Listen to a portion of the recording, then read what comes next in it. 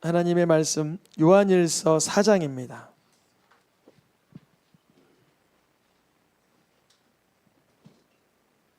4장 9절 10절 두 절인데요. 이렇게 한 절을 나눠서 읽겠습니다. 하나님의 사랑이 우리에게 이렇게 나타난 바 되었으니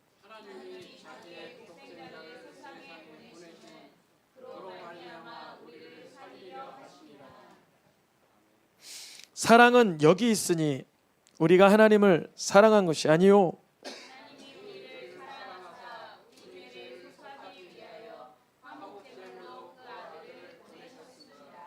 아멘. 읽어도 손해 볼 거 없고 유익할 것 같아서 계속 읽습니다. 표 같이 읽어보겠습니다. 서로 사랑하라. 이제 열흘 있으면 표어 걸어놓은 거를 이제 교체하려고 합니다. 이미 디자인이 다 돼서 출력까지 해놨지만 저쪽 교육부실에 있어서 잘 눈에 띄진 않을 텐데 서로 사랑하라. 하나님께 그 10월 달인가부터 내년엔 무슨 표어로 한 해 동안 살아가길 원하십니까? 깨어있으라를 계속 이어가야 됩니까? 아니면 성령의 충만함을 받으라, 감사하라, 많은 표어가 될 만한 것들이 있는데 뭐가 좋겠습니까? 여쭤보고 기도하며 찾는데 사랑하라 이것이 가장 마음에 이렇게 확신이 되었습니다. 그래서 목사님은 표를 어떻게 정하시나 이렇게 궁금하실 수도 있으니까 깨어있으라라는 표현은 새생명교회가 원래 표를 따로 이렇게 세워두고 하지 않았는데 작년에는 그렇게 깨어있으라라는 말씀에 대한 감동을 많이 주셔서 올해 한 해를 쭉 그렇게 금요예배가 끌어왔다면 내년에는 서로 사랑하라.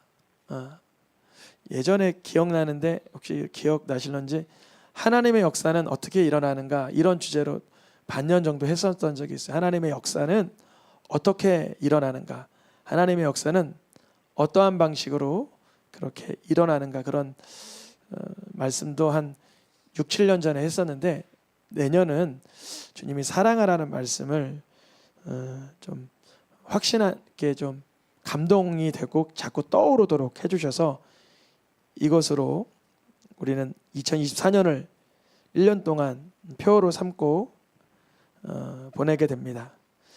송구영신 예배 때 집에 돌아가실 때 그거 말씀 카드 받으시잖아요. 거기에 보면 뒤집으면 2024년 표어가 이렇게 적어 있어요. 좀 더 크게 이렇게 조금 그렇게 크진 않지만 좀 크게 적어놨는데 그걸 보시면서도 표어로 삼고 또 각자에게 주신 또 그 말씀이 있잖아요. 신기한 걸 경험했어요. 여러분 AI로 말씀 받는 거 아세요? AI로? 요즘에는 AI가 워낙 다양하게 사용이 돼서 그 성경 어플을 만든 그 어떤 청년들이 있는데 거기다가 올 한 해 내게 기억에 남는 단어들을 3개를 선정하고 내년에 기대하는 거 단어 3개를 선정하면 그거를 조합해서 말씀을 줘요. 저는 나쁘다고는 생각 안 해요. 그리고 전 딱 받았는데 하나님께서 주신 말씀이 시편 34편 8절인가 마음에 제가 찾아볼게요. 마음에 통해하시는 자를 주님 찾으신다는 그 말씀이거든요. 4편 8절. 이건 아닌가 보네. 그리고 저것도 주더라 같이요. 기도문도 쭉 줘요. 근데 되게 와닿더라고요.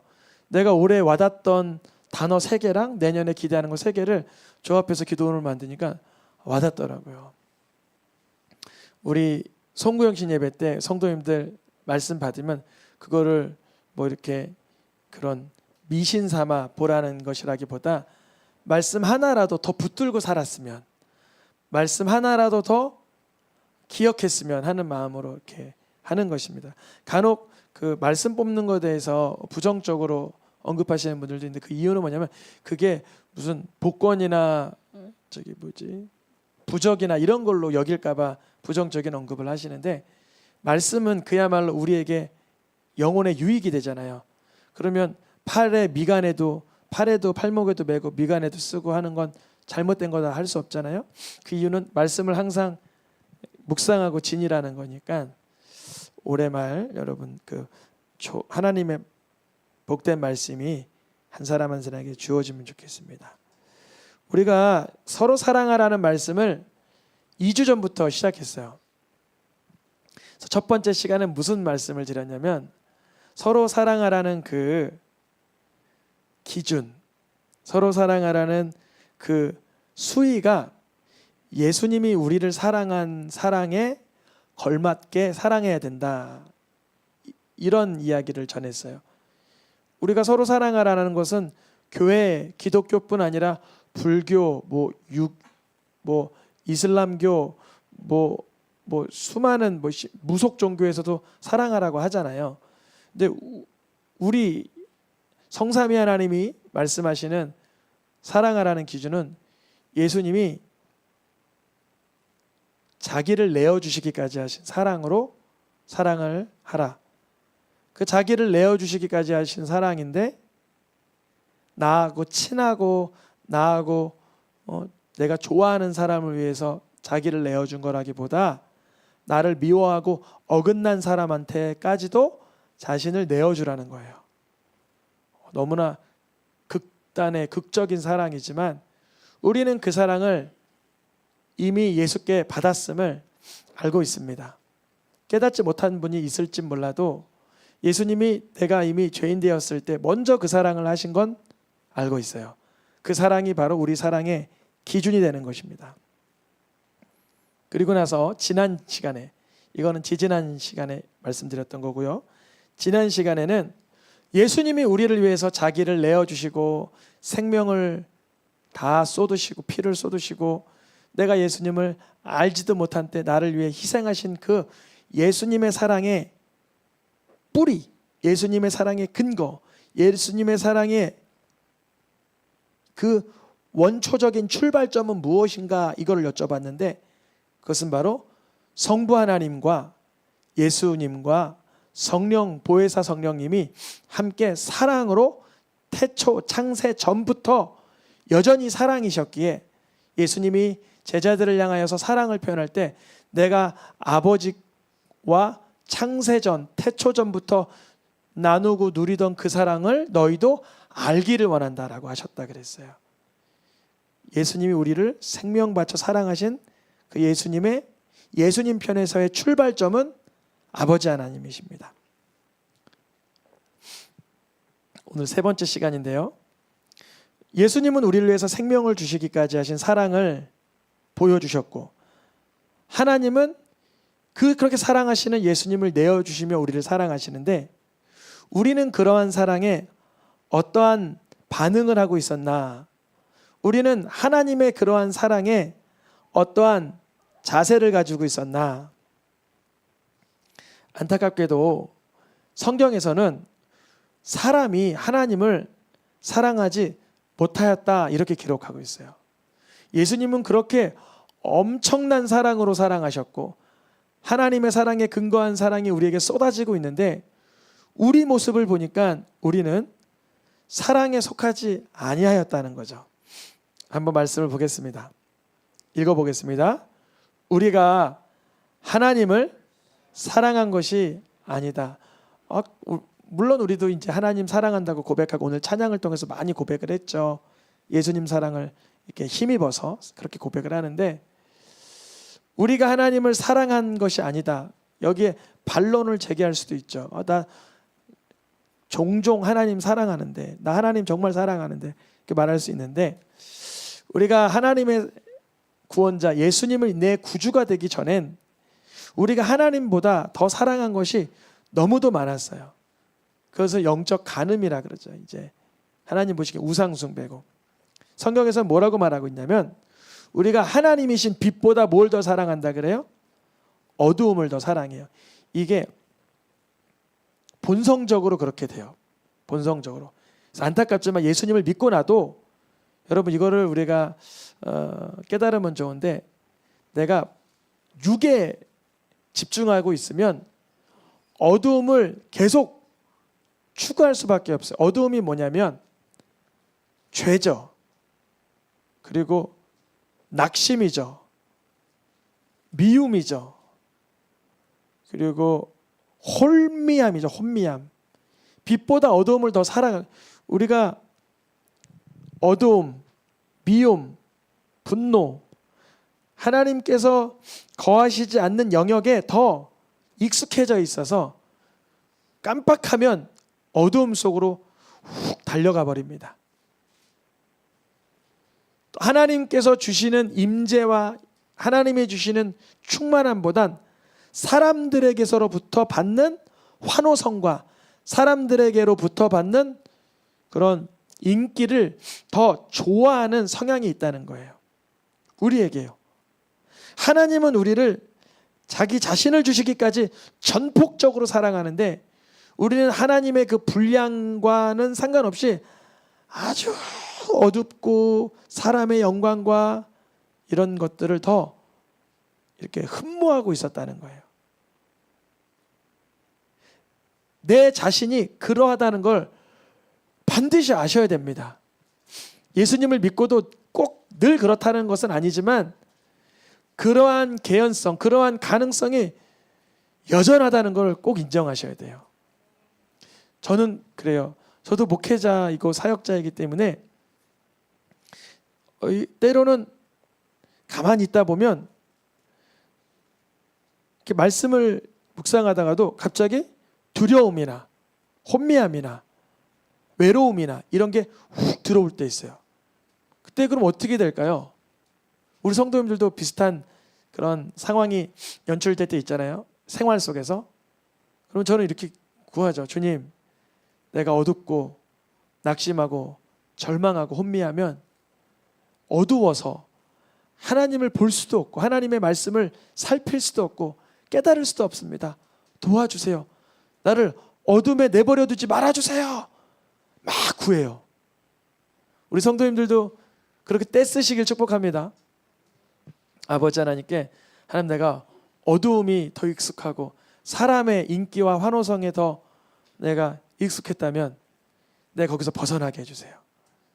예수님이 바리새인과 사두개인들 관리들이 왔을 때 그들 진단하니까 뭐라고 하냐면 너희 속에 하나님 사랑하는 건 없구나, 이렇게 진단하셨어요. 그럼 여러분 좀 떨리긴 하지만 지금 진단해 봅시다. 내 속에는 지금 예수님이 나를 딱 보시면 하나님 사랑하는 게 있다라고 진단하실 것 같아요? 없다라고 진단하실 것 같아요? 대답 안 하셔도 돼요. 우리가 뭐 있다 해도 하나님 사랑하는 게 없을 수도 있고 없어요 그래도 너 사랑하잖아 그러실 수도 있으니까 전 몰라요. 그러나 예수님은 우리에게 자기 생명을 주시기까지 사랑하시고 하나님은 자기 아들을 주시기까지 사랑하신 사랑에 비하여서 우리들의 사랑은 너무나 이렇게 인스턴트 같은 금방 부패하고 변질되는 사랑일 때가 있는 것 같습니다. 우리가 보통 무엇을 진하게 사랑하냐면 성경에 이렇게 되어 있어요. 자기를 사랑하며 돈을 사랑한다. 첫째는 누구를 사랑한다고요? 자기. 자기를 사랑하니까 나에게 쓸 돈이 필요하니까 돈을 사랑하고 자기를 사랑하고 돈을 사랑하고 하나님 사랑하는 것과 내가 나를 사랑하고 내 돈을 사랑하는 것에 그 양팔저울에 올려두면 어디가 더 무거울까요? 우리가 만약에 돈을 사랑하고 자기를 사랑하고 쾌락을 사랑하고 사람의 영광을 사랑하면 하나님을 사랑하는 그 사랑의 무게가 점점 희박해져서 너희가 재물과 하나님을 겸하여 섬길 수 없다라고 하신 말씀을 경험하게 돼요. 하나님을 사랑할 수 있게 해달라고 간절히 구하셔야 됩니다. 왜냐면 하나님은 예수 그리스도는 우리를 완벽하게 사랑을 해버리셨어요. 그게 바로 어떤 상황이냐면 노란 글씨 말고 보겠습니다. 아직 죄인 되었을 때 자기의 사랑을 확증하셨느니라. 우리는 하나님을 부인하고 하나님을 심지어 그러신 분 있지 모르겠지만 저주하고 하나님을 부끄러워하고 했는데 하나님은 그러한 나를 익히 아시고도 여전히 아직 여전히 죄 가운데 살아가는, 자기만을 사랑하고 쾌락을 사랑하고 사람의 영광을 사랑하던 우리들을 위하여 우리가 뭔가 변화의 어떠한 여지를, 변화의 무슨 조그마한 신락 같은 지푸라기 같은 소망을 보여주지도 않았는데 하나님은 전폭적인 사랑을 쏟아주신 거예요. 이 말씀 로마서 5장 8절은 엄청 유명한 말씀이죠. 그런데 이 말씀은 이미 구약에서도 하나님이 이스라엘 백성들을 향해서 늘 표현하셨던 말씀이에요. 이사야 65장 말씀인데요. 그것을 사도 바울이 로마서 10장에서 거듭 번역을 하기를 뭐라 그러냐면, 하나님의 입장에서 내가 종일 손을 벌려 불렀다 그래요. 이런 거 있잖아요. 함부로 막 말하고 못되게 행동하는데 부모는 그러한 자식이라도 가서 더 이상 범죄하지 말고 더 이상 그렇게 폐역한 길을 가지 말라고, 얘야 얼른 오련, 뭐 이런 자세 있잖아요. 막 이렇게 얘야 그렇게 하면 안 된다 이렇게 하시는 모습.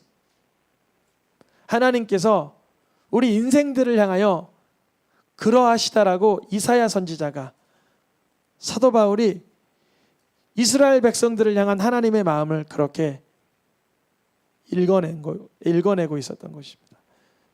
그리고 우리는 하나님이 우리를 사랑하는 만큼의 한 100분의 1 정도도 사랑해 봤을까요? 우리가 한 10,000분의 1?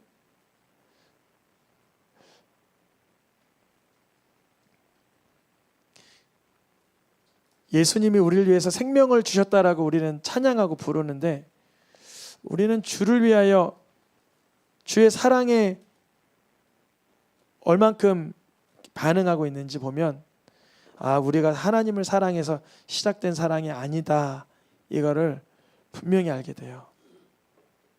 오늘 이 서로 사랑하라 세 번째 금요 예배를 통해서 우리가 함께 나누고자 했던 말씀은 뭐냐면, 그 크신 하나님의 사랑, 그 생명을 주시기까지 하신 예수 그리스도의 은혜에 비하여 우리의 사랑이 현저히 작아서 아주 보잘것없지만, 그럼에도 주님은 또다시 우리가 온전히 사랑할 수 있도록 하나님의 사랑으로 또다시 공급하신다는 거예요. 참 복된 것이죠. 우리가 가다가 길을 잃어버리면 내비게이션을 키잖아요. 이렇게 내비게이션을 키잖아요. 근데 어떤 때는 그게 잘못됐는지, 제가 동탄에 있는데 다른 데 있다라고 표기될 때도 있더라고요. GPS가 이렇게 엉켰는지. 근데 과거에는 자기 자리를 잃어버리면 뭘 봤어요? 보통 나침반도 보고, 그것도 없을 때는 하늘의 별, 그 북극성 보잖아요. 그래서 내 위치가 저기로 걸어가면 북쪽이겠다, 이렇게 알아요. 우리가 인생을 살아가다가 내 사랑이, 나의 마음속에 있는 경건함과 사랑이 올바로 가고 있나, 바람직한가를 살펴보려면 내비게이션, 나침반, 별을 보는 것처럼 하나님의 사랑을 생각해 보면 돼요. 주의 사랑을, 주의 은혜를 생각해 보라. 내 어찌 그 사랑 이지리. 하나님의 사랑을 종일 손을 펴서 우리가 아직 죄인 되었을 때 나를 여전히 부르고 계신 그 사랑을 생각을 해보면, 우리가 사랑의 한계점이라고 여기는 그 지점을 넘어서게 되는 능력을 경험하게 됩니다. 이것을 꼭 체험해 보셔야 돼요. 우리 사랑의 경계는 이 정도인데, 그거는 우리 사랑의 그 수위, 그 등급이지만, 이것을 극대화시킬 수 있는 방법은, 나를 아직 죄인 되었을 때, 여전히 원수 되었을 때 자기 아들을 주시기까지 하신 하나님의 그 사랑을 바라볼 때야만 우리의 사랑이 조금씩 온전해지게 됩니다. 하나님은 우리가 하나님을 사랑할 때 온전하게 되는 것을 너무 잘 아세요. 우리가 우상을 사랑하면 우리가 부패하게 되고, 우리가 세상을 사랑하게 되면 어리석게 되는 걸 하나님이 너무 잘 아세요. 우리도 그러잖아. 아이들 훈계할 때, 야 그거 너 너무 좋아하지 마라, 거기 빠지지 마라, 뭐 그럴 때 있잖아요. 하나님은 우리가 하나님의 사랑을 갈망하고 하나님의 은혜를 추구하면 그때 우리가 온전해지고 회복되는 걸 너무나 잘 알고 계세요. 그래서 우리가 아무리 하나님을 등지고 새 속을 향해 나아가도 그 등 뒤에서 손을 뻗쳐 팔을 벌려 온종일 부르시고 계시는 거예요. 우리가 죄악의 길을 걸을 때, 패역한 길을 걸을 때도 주님은 우리를 지켜보고 계시고 기다리고 계신다는 거죠.